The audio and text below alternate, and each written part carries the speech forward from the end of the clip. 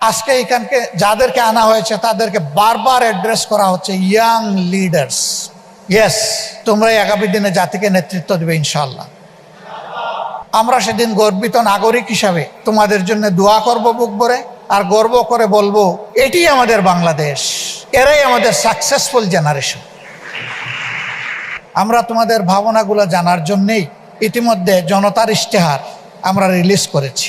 তোমাদের ভাবনা, তোমাদের চিন্তা, প্রস্তাবনা, স্বপ্ন আমরা আমাদের ইশতেহারে তুলে ধরতে চাই। যেহেতু আমি আগেই বলেছি বাংলাদেশ তোমাদের হাতে তুলে দিতে চাই, সুতরাং যাদের হাতে বাংলাদেশ তুলে দেওয়া হবে তাদের ভাবনাকে অবশ্যই ডিউ কনসিডারেশনে নিয়ে আমাদেরকে আমাদের পরিকল্পনা তৈরি করতে হবে।